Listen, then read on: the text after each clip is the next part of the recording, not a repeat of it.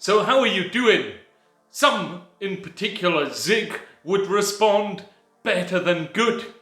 And that's genuinely because he truly expects things to become better than good. That's the title of the book. And it's important that how you expect things greatly influences how they become. If you indeed believe that your life is better than good, that's what will happen to you. Hi, I'm Chris. Nice to see you, BookTube. I'm a doctor. Let's get back to the book.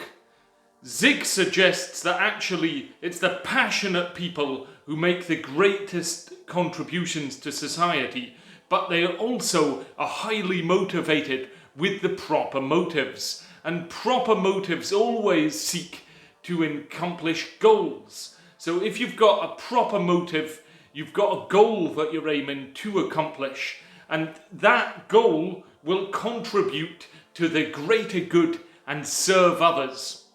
So take a moment to think, what are you continually redoing to rekindle your passion in life? What kind of inspiration are you providing for yourself that will keep you passionately following your dream? Perhaps you want to get involved, invest, inquire, or imagine. These 4 things can help you feed up your inspiration. Because there's nothing that's as infectious as optimism and a positive outlook. Research shows that happy people and unhappy people tend actually to have very similar experiences. Because in life, it's all about the difference in perspective. An unhappy person tends to spend more time thinking about life's unpleasant events, becoming introspective, potentially even self-centered in their way of thinking, and thus in living. Happy people, on the other hand, take life's events in stride. They have a positive world outlook, and that view that allows for disappointments and failures on the way. Happy people seek out and depend upon facts that will then bolster their perspective on life, and they're outwardly focused and often centered on others.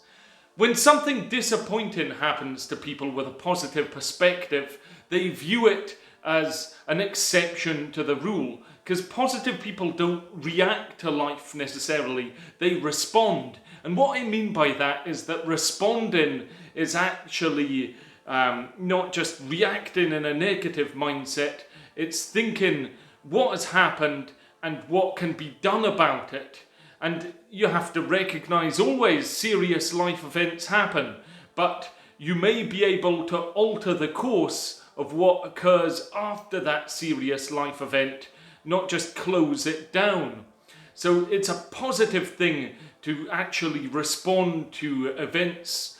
And everybody knows life is not in an actual straight line from the womb to the tomb. You can't predict what will happen to you next. Let's talk about gratitude. The more you express gratitude for what you have, actually, the more you will have to express gratitude for. Zig Ziglar taught in Sunday schools, and this book does have a fairly religious undertone. However, he said that he could say some obvious statements that people would then come up to him and say, wow, that's really inspiring. Things like, day really did end last night, and God not only permits U-turns in life, he encourages them. Because somebody has failed once or twice or even a dozen times, that doesn't mean they're a failure. It's only a failure is somebody who is either dead or loses their courage, both of which they've stopped trying. Avoid that. Peak performance comes in life when you're exercising passion towards what you believe is your purpose in life. And unfortunately, some people don't even discover their purpose. But those with great passion and a calling often actually fail before they achieve it. Why, you may ask? Because you've just said all you need is passion and purpose. Well, sometimes it's because they're too strong, too fast. Maybe they don't have that maturity they don't have the technical skills, know-how, training just quite yet. But because they have passion and they want to rush up and almost trip over themselves doing things, then they actually will often fail. But because they have that passion, they may fail at first, but they will keep trying. They will refuse often to take no for an answer until they succeed. Let's talk about marriage.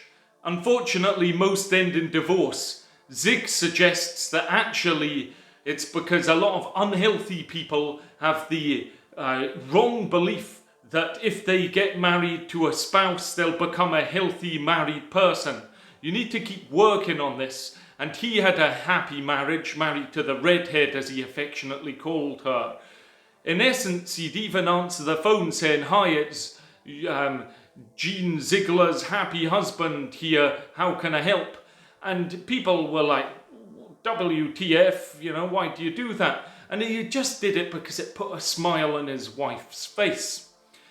What Zig argues is that job productivity falls if there is marital difficulty.